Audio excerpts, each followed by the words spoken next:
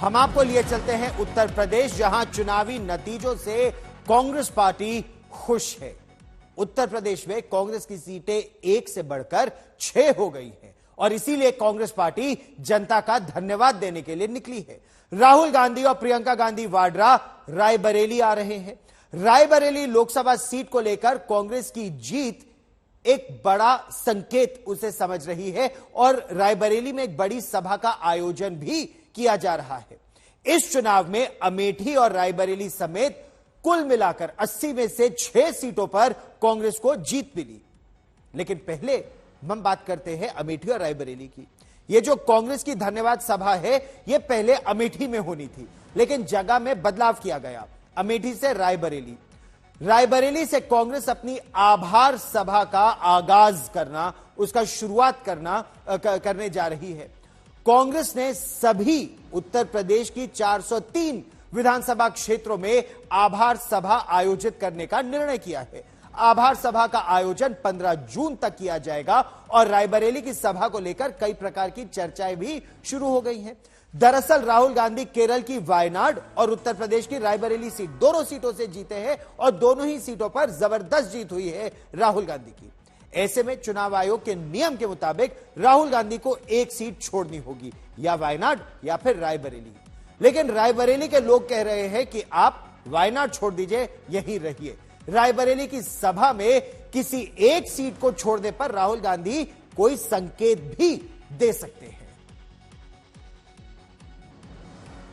अच्छा, इस बीच हम आपको यह भी बता दें कि पहले ये जो कार्यक्रम है, धन्यवाद सभा या आभार सभा, इस कार्यक्रम का आयोजन अमेठी में होना था, शुरुआत वहीं से होनी थी। लेकिन गर्मी की वजह से, यही बताया गया है कि गर्मी की वजह से इसे अमेठी से रायबरेली शिफ्ट कर दिया गया। लोकसभा चुनाव में राहुल गांधी ने रायबरेली सीट पर उत्तर प्रदेश के मंत्री दिनेश प्रताप सिंह को एक बड़ी मार्जिन से हराया, लगभग 3,90,000 वोटों की मार्जिन से हराया। जबकि कांग्रेस के किशोरीलाल शर्मा ने पूर्व केंद्रीय मंत्री स्मृति ईरानी को अमेठी सीट से करीब 1,67,000 वोटों के मार्जिन से हराया। राहुल गांधी लगभग 4 लाख वोटों से दिनेश प्रताप सिंह को हराने में सफल हुए। आज तक से विशेष बातचीत में, एक्सक्लूसिव बातचीत में अमेठी में किशोरीलाल शर्मा ने कहा है कि वो चाहते हैं कि राहुल गांधी रायबरेली में बने रहे, और यह बात उन्होंने राहुल गांधी से भी कह दी है, क्योंकि उत्तर प्रदेश में कांग्रेस पार्टी को 403 सीटों पर लड़ने के लिए तैयार करने में, रिवाइवल में रायबरेली में राहुल गांधी का रहना बहुत जरूरी है। सुनिए। हमारे साथ इस वक्त मौजूद हैं अमेठी से सांसद केएल शर्मा जी। यहाँ लड़ाई तो चल रही है कि पहले अमेठी वाले आपसे मिलेंगे या रायबरेली वाले आपसे मिलेंगे, ऐसा क्यों? दोनों का समान अधिकार है। दोनों का समान अधिकार है, दोनों मिल सकते हैं। दोनों मिल सकते हैं। तो आप किनको पहले तवज्जो देंगे? सब दोनों को इकट्ठे, कोई ऐसी कोई सब परिवार है तो इसलिए कोई उसमें दिक्कत नहीं, जैसे पहले देखता था वैसे ही देखेंगे। आज बड़ा दिन है, राहुल गांधी प्रियंका गांधी सभी आ रहे हैं, क्या कुछ कहेंगे? नहीं, आज हमारे कार्यकर्ताओं का आभार समारोह है, तो उसमें आके वो थैंक्स करेंगे कि इतनी बड़ी लीड दी है इन्होंने, और अमेठी के भी कार्यकर्ता रहेंगे, तो आज कार्यकर्ता मीटिंग है। आपने स्मृति ईरानी को अमेठी से हराया है, आपको क्या लगता है प्रमुख कारण क्या रहा? नहीं देखो, मैंने नहीं हराया, गांधी परिवार और वहाँ की जनता ने किया ये कारनामा, मैंने नहीं किया। तो मैं तो यहाँ पे एकदम वर्कर की तरह रहता हूँ यहाँ पे। तो हार के कारण तो उनके यही थे कि थोड़ा सा उन्होंने जो काम किए तो जनता ने उनको एक्सेप्ट नहीं किया, और थोड़ा सा जो उनके नीचे की टीम थी वो डर डाल के लोगों से वोट लेना चाहते थे। तो आज लोकतंत्र इतना परिपक्व हो गया कि आपका डर तो जाएगा, लेकिन जब बटन दबाना होगा तो वही करेगा जो उसके मन में होगा। आपने वर्कर की बात की, आप वर्कर हैं, पर जड़ें तो वर्कर की ही मजबूत होती हैं। नहीं, वो तो है काम का। देखो, मैं कहता भी हूँ, राहुल जी ने भी कहा कि जो काम कांग्रेस के अंदर करेगा उसका काम बेकार नहीं जाएगा, ठीक है। तो मेरे जैसा कार्यकर्ता कभी सोचता भी नहीं था, लेकिन गांधी परिवार ने टिकट दिया और मैं चुन के आया उनकी कृपा से। अच्छा, उत्तर प्रदेश की जीत के बाद कांग्रेस के हौसले बुलंद हैं। 2027 में उत्तर प्रदेश चुनाव की तैयारी अभी से कांग्रेस पार्टी ने शुरू भी कर दी है और इसके बारे में हम आपको विस्तार से बताएंगे। लेकिन इस समय हम आपको सीधे लिए चलते हैं मेरे सहयोगी समर्थ श्रीवास्तव हमारे साथ जुड़ रहे हैं। समर्थ, आपने केएल शर्मा, किशोरीलाल शर्मा से बात भी की और अमेठी और रायबरेली दोनों में कांग्रेस की जो शानदार जीत हुई है उससे वो बेहद प्रसन्न भी हैं। लेकिन जो कांग्रेस का रिवाइवल प्लान है उसकी क्या तैयारी है? कहा यही जा रहा है कि लोग ये चाहते हैं कि प्रियंका गांधी वाड्रा एक बड़ी भूमिका निभाएं। इस जीत का श्रेय उन्हीं को दिया जा रहा है इस समय। गौरव, देखिए पीछे चलते हैं 2022 के विधानसभा चुनाव में, जिस वक्त कांग्रेस वो चुनाव अकेले लड़ रही थी और उस वक्त चुनाव में प्रमुख चेहरा कांग्रेस पार्टी का कोई था तो वो प्रियंका गांधी वाड्रा थी।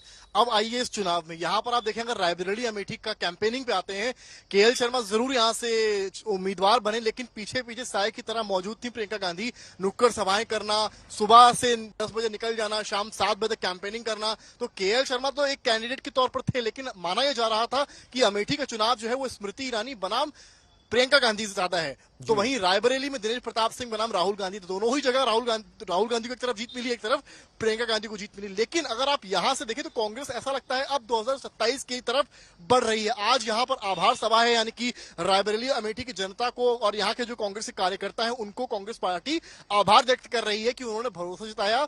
रायबरेली तो उन्होंने रिगेन की है, तो वहीं अमेठी जो है उसको कांग्रेस पार्टी ने वापस हासिल किया। लेकिन अविनाश पांडे जो यूपी प्रभारी हैं वो ये कहते नजर आ रहे हैं कि अब चुनाव 2027 का है यूपी का, जिसकी तैयारी कांग्रेस पार्टी ने अभी से शुरू कर दी है। और इसमें बड़ी बात यह होती है कि क्या समाजवादी पार्टी से गठबंधन बना रहेगा, क्योंकि अगर आप देखें तो शायद दोनों ही दल एक दूसरे की जरूरत बन गए हैं। अगर समाजवादी पार्टी को दलित वोट मिला तो उसमें अच्छा खासा रोल कांग्रेस पार्टी का था, तो वहीं कांग्रेस पार्टी को अगर एमवाई मिला तो उसमें अच्छा खासा रोल समाजवादी पार्टी का था। तो क्या यूपी के विधानसभा चुनाव में दोनों ही दल एक साथ आएंगे? उससे बड़ा सवाल इस वक्त जो रायबरेली अमेठी में चल रहा है वो ये है कि राहुल गांधी कौन सी सीट छोड़ेंगे, रायबरेली की या अमेठी की। एक दृश्य भी दिखाऊंगा मैं यहां से आपको, थोड़ा नेटवर्क वीक है लेकिन कोशिश करूंगा आपको दिखाने की यहां से कि यहां पर आप देखिए ये पीछे गेस्ट हाउस है जहां पर अंदर एक बैठक भी होनी है और कार्यकर्ताओं को बुलाया गया है, जो एक आभार सभा का इसका नाम दिया गया है वो भी है। तमाम कार्यकर्ता भी आ रहे हैं, उनसे भी कोशिश करूंगा सवाल लेने की। वायनाड या रायबरेली, क्या चाहते हैं आप? राहुल गांधी कहाँ रहे? रायबरेली रहेंगे। रायबरेली रहेंगे, और क्या, आप क्या कहेंगे? रायबरेली ही रहेंगे, क्योंकि खबरें तो यही आ रही हैं और रहना भी चाहिए उन्हें। आप लोग क्या चाहते हैं? हम तो रायबरेली ही चाहेंगे और हम छोड़ने ही नहीं देंगे उन्हें। अच्छा, वायनाड की जनता कह रही है कि वो वहां रहे। नहीं, रायबरेली रहेंगे, सबसे ज्यादा वोटों से हम लोगों ने जिताया है। तो यहाँ रहते तो क्या फायदा? अगर गणित के हिसाब से देखेंगे तो देखिए सबसे ज्यादा रायबरेली की जनता ने उन्हें 2027 में उत्तर प्रदेश जीतेंगे। आप बताइए। मैं कह रहा हूँ गणित के हिसाब से अगर देखेंगे तो वायनाड से भी ज्यादा वोट यहाँ मिले और लोगों ने बहुत प्यार दिया यहाँ पे राहुल जी को। और मेरा मानना है कि उनको यहाँ रहना भी चाहिए, क्योंकि अगर गणित यही कह रही है और जनता का प्यार भी यही कह रहा है, मैं तो चाहता हूँ रहें और रहेंगे भी, मुझे पूरा विश्वास है। आप गौरव सुन रहे हैं कि ये कांग्रेस कार्यकर्ता हैं, रायबरेली अमेठी से आए हैं और ये एकदम मन बनाए हुए कि राहुल गांधी रायबरेली ही रहेंगे, वायनाड नहीं रहेंगे। और लॉजिक भी दे रहे हैं कि नंबर्स की अगर आप बात करें, जीत के डिफरेंस की बात करें तो रायबरेली में राहुल गांधी की ऐतिहासिक जीत हुई, इसलिए इस बार वायनाड से हम चाहते हैं कि वापस यहाँ रायबरेली आए। तो कांग्रेस का जो उत्तर प्रदेश का रिवाइवल प्लान है और वो राहुल गांधी के रायबरेली पे रहने पर काफी निर्भर भी करता है। 403 सीटों के लिए जो आभार सभा हो रही है, इसके बाद क्या प्रियंका गांधी वाड्रा को और बड़ी जिम्मेदारी उत्तर प्रदेश में देने की बात भी चल रही है? किस तरह से प्रियंका गांधी दलित समाज को लेकर उनका भरोसा जीतने में, उनको आगे लाने में जो उन्होंने भूमिका अमेठी रायबरेली जिन 6 सीटों में कांग्रेस की जीत हुई है उसको आगे कैसे बढ़ाया जाए, उस पर क्या चर्चा हो रही है?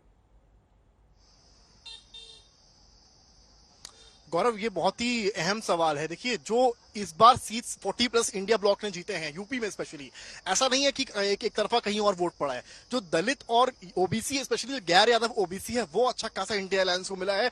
उसी का रीजन है कि 37 सीटें समाजवादी पार्टी जीतती है और 6 सीटें कांग्रेस पार्टी जीती है। और दोनों ही दलों को यह पता है कि अगर एमवाई उधर से शिफ्ट होकर इधर आता है और दलित ओबीसी यहां जाता है तो फायदा दोनों ही पार्टीज का है। यानी कि समाजवादी पार्टी को पहले उम्मीद नहीं थी कि दलित और गैर यादव ओबीसी इतना उनको वोट करेगा। नतीजा क्या हुआ? 35+ यानी कि 37 सीटें से समाजवादी पार्टी यहाँ जीतती है। तो वहीं कांग्रेस पार्टी को जिस तरह से मुस्लिम वोट नहीं बटा नंबर 1 और यादव वोट पूरा एक तरफा कांग्रेस पार्टी को गया, जहां जहां उनके कैंडिडेट से उसका फायदा इनको मिला। ये रणनीति थी, 17 सीटें दी गई कांग्रेस को, उस वक्त बड़ी चर्चा थी कि सीट्स कम दी गई, लेकिन शायद एक निर्णय लिया गया था। प्रियंका गांधी की इसलिए बेहद अहम भूमिका है क्योंकि एक वक्त ऐसा भी था जब ये अलायंस छूटने वाला था और उस वक्त बताया गया कि प्रियंका गांधी ने अखिलेश यादव को फोन किया था और बात बनी और 17 सीटों में राजी हुई कांग्रेस पार्टी, जिसके बाद आपने देखा कि साथ में अलायंस आगे चला। अब देखना यह है कि 27 पर नजर दोनों ही दल किए हुए हैं, समाजवादी पार्टी भी और कांग्रेस पार्टी भी। हालांकि मुखर होकर यह अभी तक कहीं ऑफिशियल तौर पर नहीं कहा गया है कि गठबंधन ही रहेगा, लेकिन अगर नहीं रहेगा तो आप ये मानकर चलिए बीजेपी के लिए रास्ते यूपी विधानसभा के आसान होंगे।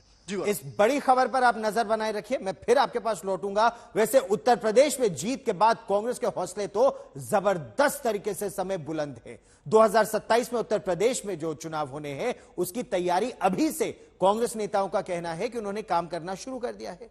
कांग्रेस का कहना यह है कि 2027 में भी वो समाजवादी पार्टी के साथ मिलकर ही इस रण को अब आगे लेकर जाना चाहेगी। सुनिए।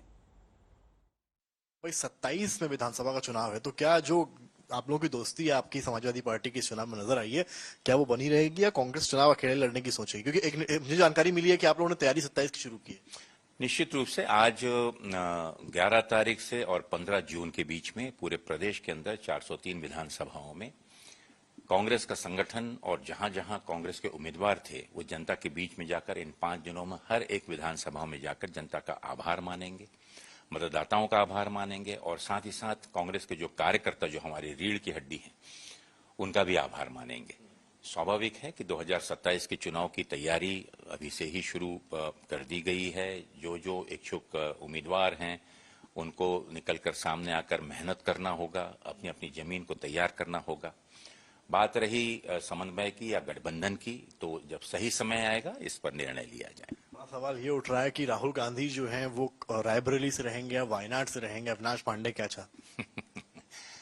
अविनाश पांडे या हम क्या चाहते हैं ये उतना महत्व नहीं, क्योंकि इसके बारे में अंतिम निर्णय तो राहुल जी स्वयं लेंगे। लेकिन उत्तर प्रदेश की जनता की भावना, यहाँ के कार्यकर्ताओं की भावना और विशेष रूप से रायबरेली और अमेठी, जिस रायबरेली का प्रतिनिधित्व आदरणीय हमारी स्वर्गीय नेता इंदिरा जी ने किया, आदरणीय हमारी सर्वोच्च नेता सोनिया गांधी जी ने किया और यही जिम्मेदारी उन्हें विरासत में राहुल जी को दी है।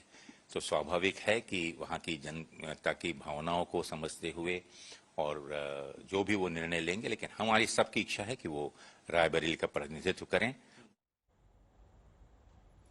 तो कहा यही जा रहा है कि अमेठी, रायबरेली या फिर वायनाड, इशारा यही है कांग्रेस पार्टी की तरफ से कि संभवतः उत्तर प्रदेश में रिवाइवल के लिए रायबरेली ज्यादा महत्वपूर्ण है।